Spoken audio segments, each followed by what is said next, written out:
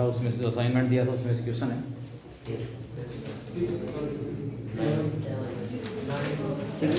20 तक के क्वेश्चंस, उनके डाउट्स एक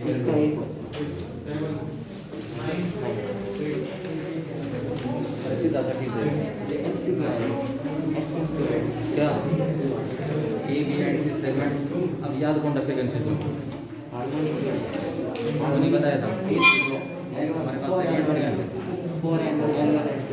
उसको छोड़ जो वोकल कॉर्ड के जो सेगमेंट्स हैं, ठीक है। तो दूसरा उसमें क्या होता है, हार्मोनिक मीन जो है वो हमारे पास क्या है, सेमी-लेटर सेलेक्ट आएगा। अभी तो मेरा क्या है, ए और सी सेगमेंट है वोकल कॉर्ड, और बी क्या है, सेमी-लेटर सेलेक्ट आएगा।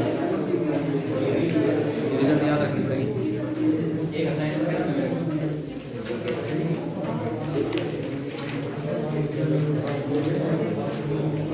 बातें नहीं हो। और एक और नियम बता देता हूँ पढ़ाते इसमें, लास्ट वार्निंग की समझना इसको। पढ़ाते इसमें बिल्कुल भी बीच में बोलना बिल्कुल भी अलाउ नहीं, बिल्कुल भी।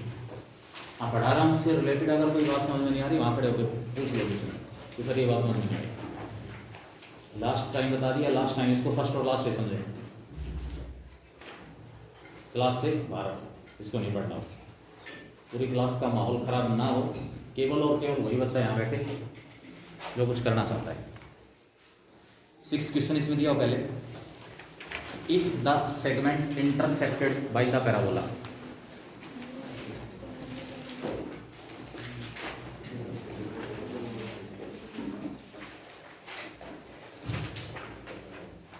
segment intersected by the parabola,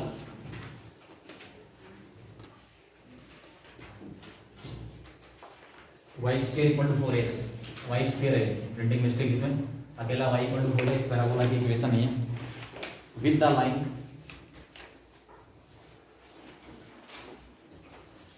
line हमारे पास गिवन है lx plus my plus m equal to 0 subtends a right angle at the vertex।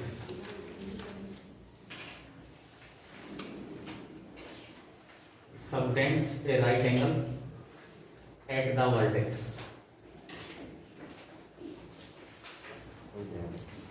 Segment किसका सेगमेंट?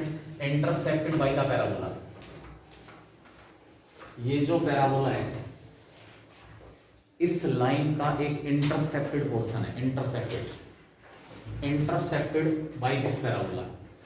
लाइन का intercepted portion intercepted by the parabola.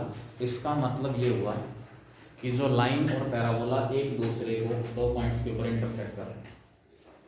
Line और parabola एक दूसरे को कितने points के ऊपर इंटरसेक्ट कर रहे हैं? 2 पॉइंट्स के ऊपर। और वो जो इस लाइन का इंटरसेप्टेड पोर्शन है ना, subtends A right angle at the vertex. Intercepted portion of line, right hand parabola है, लाइन इसको इंटरसेक्ट कर रही है। हमें पॉइंट ऑफ इंटरसेक्शन निकालने की जरूरत नहीं है। लाइन ने इसको इंटरसेक्ट किया एक पॉइंट ए पर एक पॉइंट बी पर। ये जो इस लाइन का इंटरसेक्टेड पोर्शन है subtends A right angle at the vertex. ये एंगल आपको 90 डिग्री दिया है। क्या दिया हुआ है? 90 डिग्री। ठीक है, हम यहां पर क्या करने जा रहे हैं, इसमें जो हिंट आपको दिया हुआ है, आपने पेयर ऑफ स्ट्रेट लाइन में बिल्कुल लास्ट में एक होमोजीनाइजेशन का टॉपिक पढ़ा होगा। क्या था वो टॉपिक? होमोजीनाइजेशन। एक तो आपको कोई कर्व दी हुई है, ठीक है, एक लाइन है,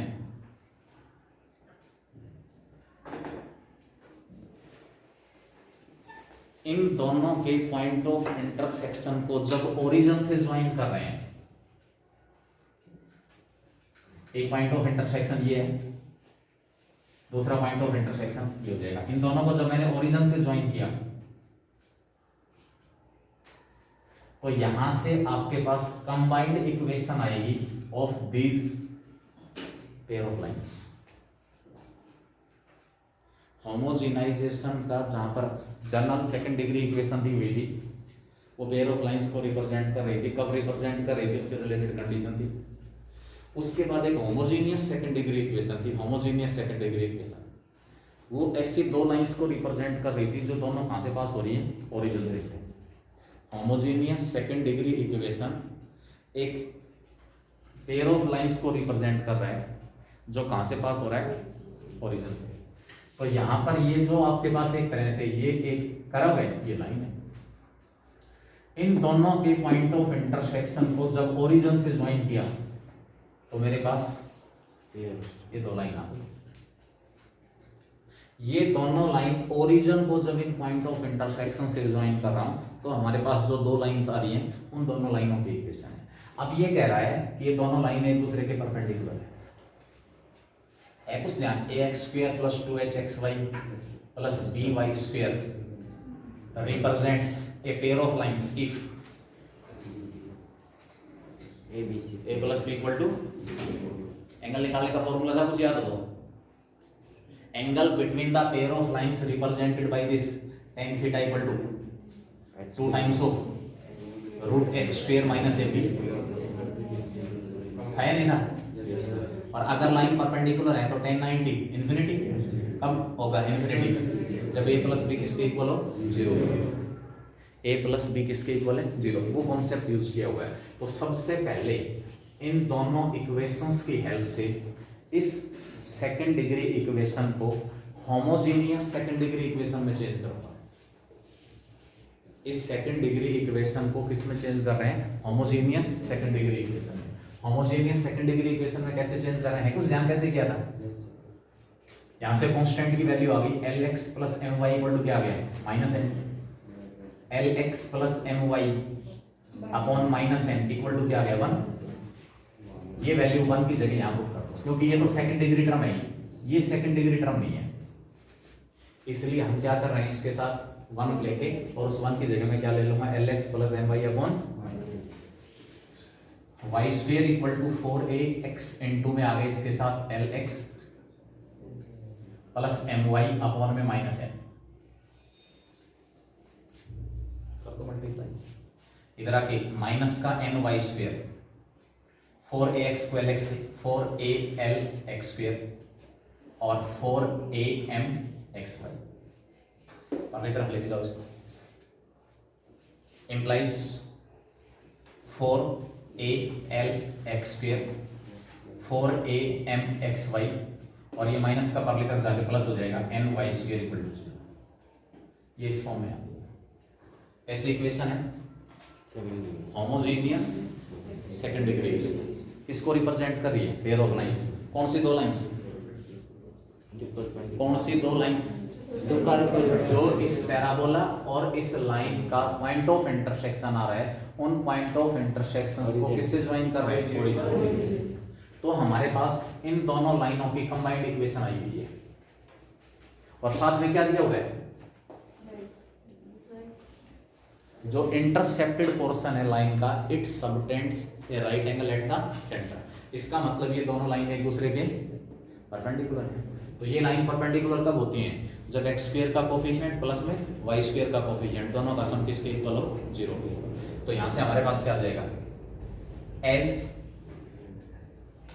the two lines represented by 1 are perpendicular to each other,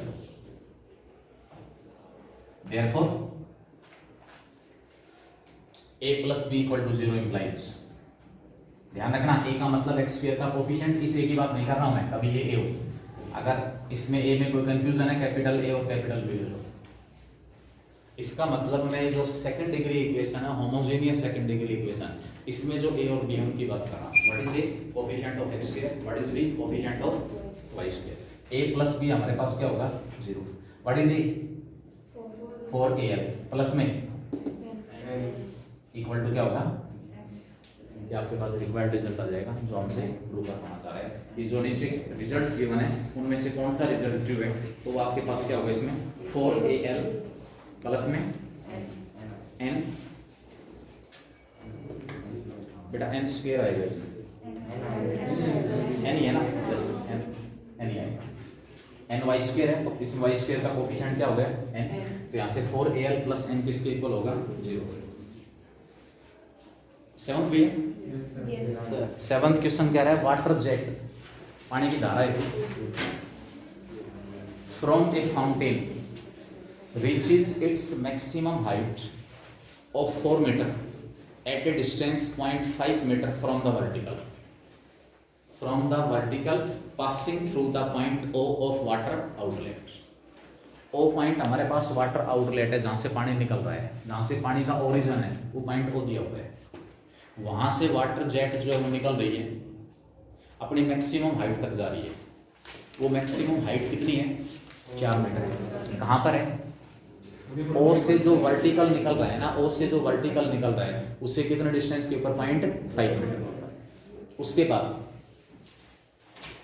next point इसमें क्या कह रहा है, height of the jet from the horizontal OX at a distance of 0.75 metre from the point OH। Height of the jet from the horizontal OX at a distance 0.75 metre from OH।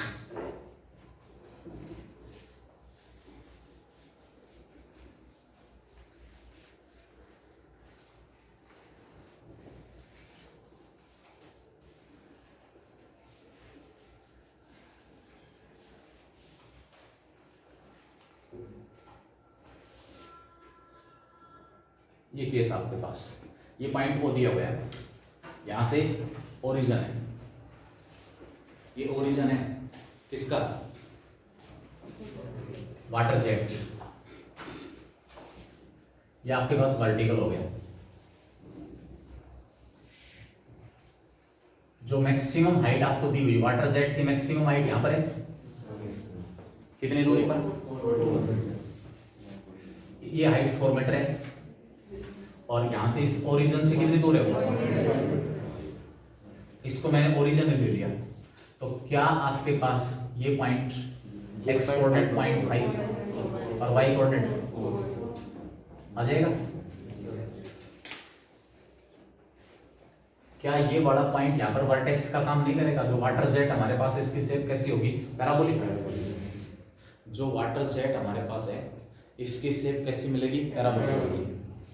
क्या ये वाला point जब ये maximum height के ऊपर यहां से 0.5 metre के डिस्टेंस पर जा रहा है, तो क्या इस पॉइंट के कोऑर्डिनेट 1 0 नहीं हो जाएंगे। तो ये पॉइंट आपके पास क्या होगा इसके अंदर, ये वाला जो पॉइंट है यहां से और यहां से दोनों से इक्वल डिस्टेंस के ऊपर होगा। यहां पर आके वाटर जेट फिर दोबारा अर्थ सरफेस को क्या करेगी, टच करेगी। अब मुझे इस पाथ की इक्वेशन निकालनी है, ये पाथ होगा पैराबोलिक। क्या पूछ रहा हमसे, क्या निकलवाया है, height of water jet. Water jet की हाइट निकलवा रहा है कहां पर, at a distance of 0.75 metre. ये 0.5 हो गया तो 0.75 मीटर। यहां आपके पास x कोऑर्डिनेट 0.75 है। यहां वाटर जेट की हाइट कितनी है, यहां से एक लाइन ड्रा करोगे, दिस इज रिक्वायर्ड। ये डिस्टेंस हमें निकालनी है, ये डिस्टेंस हमें निकालनी है। कैसे निकालो, कैसे करोगे, पैराबोलिक। आपको इसके अंदर पैराबोलिक जो कराओ से उनकी इक्वेशन बताई थी, या तो y equal to ax square या फिर x equal to ay square plus by plus c। ये जो पैराबोलिक कराओ है इसमें स्क्वायर किसका रहा है, y का स्क्वायर या तो राइट हैंडेड में होता है, इसका मतलब यहाँ डाउनवर्ड पैराबोला है। इसका मतलब हमारे पास ये कर्व नहीं होगी, इसका मतलब हमारे पास इस पैराबोलिक जो कर्व है, equation of parabolic water jet will be of the form y equal to ax square plus bx plus c। अपने आप आपके पास a b और c की वैल्यू आएगी यहां से। ये जो पैराबोलिक कर्व है, क्या o दिस और दिस इन तीनों पॉइंट से पास नहीं हो रही, ये तीनों पॉइंट क्या करेंगे इसको, इसकी वैल्यू आएगी ए बी और C B. As this parabolic कराओ, एज अबव पैराबोलिक कराओ passes through 0 0 0.54 and 1 0। आप कहोगे क्या कर रहे हैं हम, तो निकालना तो ये था, क्योंकि ये वाला पॉइंट भी कहां पर है, इसे पैराबोलिक कराओ के ऊपर है। इस पॉइंट का एक्स कोऑर्डिनेट 0.75 है नहीं, और वाई कोऑर्डिनेट ये डिस्टेंस है जो मुझे निकालनी है। इसको मैंने क्या कह दिया, एल कह दिया। इसको मैंने क्या कह दिया, एल। अगर मुझे इस पैराबोलिक कराओ की इक्वेशन पता लग जाए तो उस इक्वेशन में इस पॉइंट के कोऑर्डिनेट रख दूंगा। ये पॉइंट उस पैराबोलिक कराओ को क्या करेगा, अपने आप आपके पास आएगी। 0 0 से ये कराओ पास हो रही है, सी क्या होगा 0, 1 0 से पास हो रही है, x equal to 1 y equal to 0, x equal to 1 y equal to 0, a plus b equal to 0, x equal to 0.5 y equal to 4, 4 equal to 0.5 का स्क्वायर 0.25 a प्लस में 0.5 x की जगह क्या पुट कर रहे हैं 0.5 और capital B। a plus B क्या है, सी तो 0 आ ही गया, a की वैल्यू माइनस b, a की जगह माइनस b रख दो। 4 इक्वल टू a की जगह माइनस b रखेंगे, माइनस का 0.25 b प्लस का 0.5 b प्लस का 0.5 माइनस का 0.25 और कुछ आएगा 0.25। कैलकुलेशन तो ठीक है नहीं, अरे कैलकुलेशन का विशेष ध्यान रखना। x की जगह 0.5 इसमें पुट करेंगे, 0.5 का स्क्वायर हो जाएगा 0.25। x की जगह 0.5 पुट किया तो 0.5 टाइम्स ऑफ b प्लस का माइनस का 0.25 टाइम्स ऑफ b, ये माइनस का है तो प्लस का 0.25 टाइम्स ऑफ b बच गया इक्वल टू 4 है। इसको क्या लिख लेंगे 25/100 1/4, b क्या आ गया, a क्या आएगा -16। मतलब आपको सोचने की जरूरत ही नहीं है यहाँ पर कि इक्वेशन कैसी बढ़ेगी, क्या कुछ होगा, सब कुछ अपने आप निकल के आएगा। दो पॉसिबिलिटी है, या तो पैराबोलिक जो वाटर जेट है उसकी इक्वेशन इस फॉर्म में होगी, इस फॉर्म में। इस फॉर्म में कब मिलती है, या तो राइट हैंडेड होता है या लेफ्ट हैंडेड। ऐसा पैराबोला है डाउनवर्ड, तो ए की वैल्यू नेगेटिव आ गई नहीं आ गई, कहाँ से पता चलेगा कि पैराबोलिक जो पैराबोला हमारे पास है अपवर्ड होगा डाउनवर्ड, एक्स स्क्वायर के कोफिशिएंट से। एक्स स्क्वायर का कोफिशिएंट कैसा आ रहा है, नेगेटिव। अंडरस्टूड है कि हमारे पास जो पैराबोलिक वाटर जेट है उसकी इक्वेशन कैसी होगी, तो इक्वेशन क्या आ गई, equation of parabolic water jet equal to y equal to -16x square plus 16x। इस इक्वेशन को कौन सेटिस्फाई करेगा, इसकी वैल्यू निकालोगे, ठीक है। h 0.75 L lies on above curve, therefore y की जगह क्या पुट करें, L इक्वल टू -16 0.75 का स्क्वायर, 0.75 को 3/4 लिख सकता हूँ, 0.75 को 3/4 लिख सकते हैं, प्लस में क्या आ जाएगा 16 इंटू में 3/4 9/16, 16 से 16 कैंसिल, यहाँ से क्या आया 4 इंटू 3 12 माइनस का 9, एल हमारे पास कितना आ जाएगा 3। मतलब जैसा क्वेश्चन में दिया हुआ है उसके अकॉर्डिंग चल रहा है, कोई प्रॉब्लम नहीं है। देखो कंपटीशन वाइज मैं बार बार रिवीजन के ऊपर इसीलिए फोकस कर रहा हूँ, नहीं पता कौन से चैप्टर में कौन से चैप्टर का क्या रिजल्ट निकल जाएगा, तो एटलीस्ट क्वेश्चंस भले ही याद ना हो लेकिन हर चैप्टर के जो रिजल्ट्स हैं वो तो जरूर हर बच्चा याद रखना मुश्किल नहीं है, असंभव नहीं है, मुश्किल जरूर है। तो ये सारी चीजें एक साथ याद रखनी पड़ेंगी और उसका समाधान केवल और केवल एक है, बार बार प्रैक्टिस। और कोई समाधान ना मेरे पास ना पेरेंट्स के पास, केवल और केवल समाधान आपके पास है। उन चीज़ों को बार बार रिवाइज करना पड़ेगा। अब जो इन चीज़ों से दूर भागेगा, मैथ तो ऐसी चीज़ है जो बुझने की कोशिश करेगा उसको इंटरेस्ट आने लग जाएगा, और जो बाईपास निकलेगा कहाँ से क्या हो गया, ये क्या आया, ये कैसे आया, क्यों आया, तो ये ABCD मेरे बात ही नहीं मैथ की, तो क्यों और कैसे का जवाब कैसे निकलेगा। और बताएं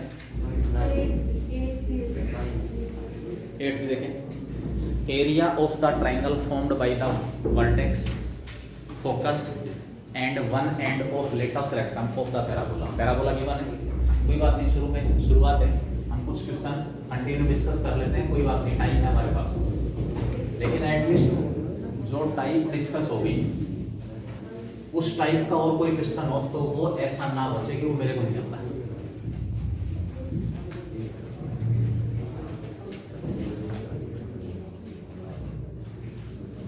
area of triangle formed by, बेटा बातें नहीं आपस में डिस्कशन मेरे आने से पहले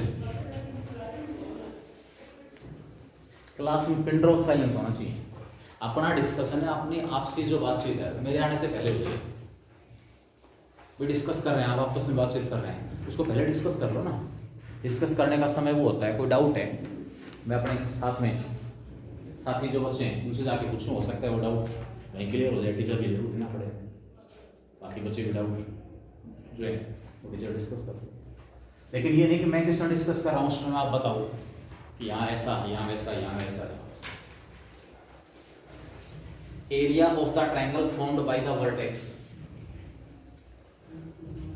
एक जो हमारे पास वर्टेक्स होगा ट्राइंगल का वो पैराबोला का वर्टेक्स है, दूसरा है focus,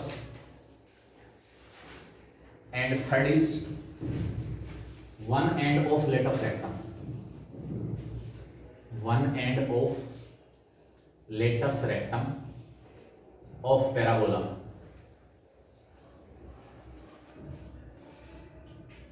x+2 whole square minus का 12 इंटू वाई माइनस 1। अंडरस्टूड सी बात है, सीधी सी बात है, इसको देखते ही आपको वर्टेक्स पता चल जाएगा।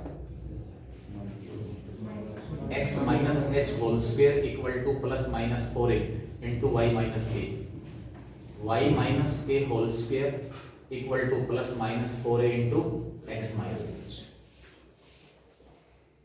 अंदर जो सिंगल पावर चाहे x की है या y की है, अंदर वो अकेला होना चाहिए, या तो x या y, जो भी उसका कोफिशिएंट हो कॉमन निकलेगा बाहर।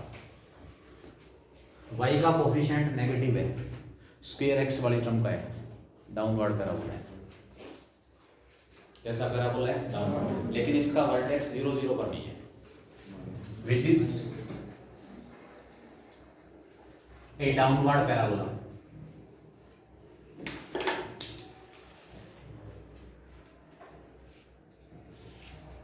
विद वर्टेक्स, वर्टेक्स कहां पर है?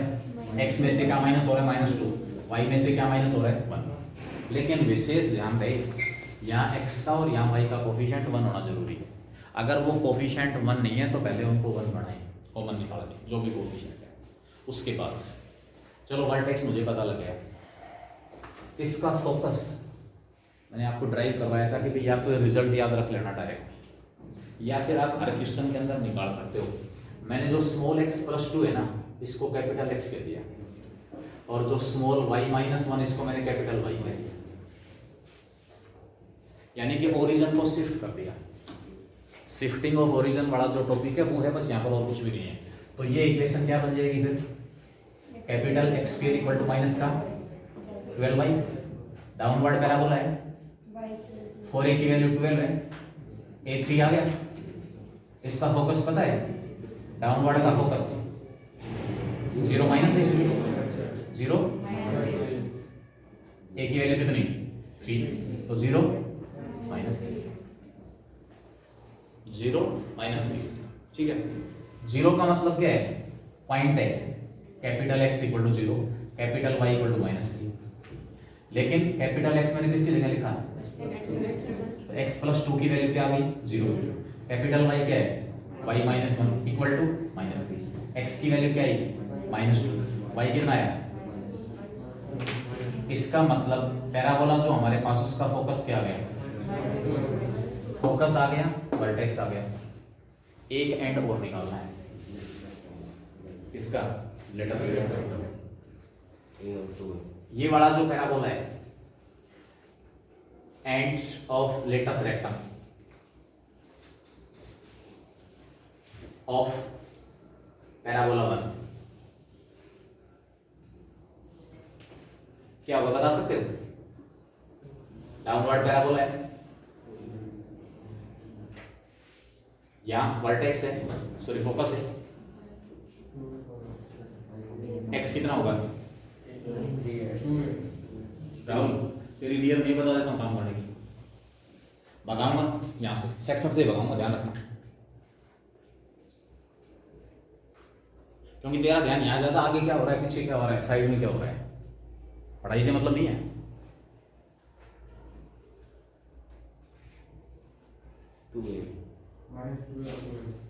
एक्स कोऑर्डिनेट यहाँ पर कितना है 2, वाई कोऑर्डिनेट माइनस ए या -2 कोई एक ले लेना, ये कह रहा है कोई एक।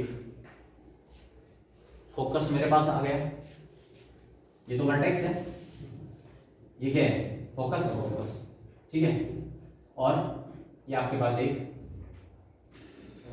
सिमेट्री है, ये वाले ट्रायंगल भी राइट एंगल ट्रायंगल होगी और ये वाले ट्रायंगल भी राइट एंगल ट्रायंगल, दोनों का एरिया क्या आना है। लेकिन जो वर्टेक्स हमारे पास है ना, वर्टेक्स सॉरी ये जो एंड्स ऑफ लेटस रेक्टम का जो एक एंड दिया हुआ है वो मैंने इस पैराबोला का निकाला है, लेकिन मुझे तो इसका निकालना है। इसका मतलब ये जो पॉइंट है ना, इस पॉइंट के जो कोऑर्डिनेट है वो कैपिटल एक्स और कैपिटल वाई को रिप्रेजेंट। ए की वैल्यू कितने निकाल रखी है 3 है, इसका मतलब ये पॉइंट क्या हो गया 6, 0 0 नहीं, ध्यान रखना इस केस में आप इसको 0 ले सकते हो, ये कैपिटल एक्स और ये कैपिटल एक्स और कैपिटल, तो आपके पास ये पॉइंट क्या हो गया 6 और ये पॉइंट माइनस। इसका मतलब क्या हुआ ends of latus rectum, one end of latus rectum, capital X equal to 6 and capital Y equal to minus, capital X equal to 6 and capital Y equal to minus. What is capital X? X plus 2 equal to 6 and capital Y Y minus 1 equal to, यहाँ से x की value क्या है 4, Y क्या है x आ गया, Y आ गया। इसका मतलब जो एक एंड हमारे पास है, one end of latus rectum, जो लेटस रेक्टम उसका जो एक एंड है उसके कोऑर्डिनेट आ गए x4 और y -2, x4 और y -2। क्या अब इस ट्रायंगल का एरिया निकाल सकते हो? एक वर्टेक्स क्या है, ये तो वर्टेक्स a हो गया -2, ये वर्टेक्स b हो गया और ये वर्टेक्स निकाल दो आराम से, निकाल लेंगे। अगर किसी ट्रायंगल के तीनों वर्टिसेस गिवन है तो हम उसका एरिया निकाल सकते हैं, तो इस फॉर्मूले की हेल्प से हम क्या करेंगे इसका, ठीक है, आगे अगले लेक्चर में।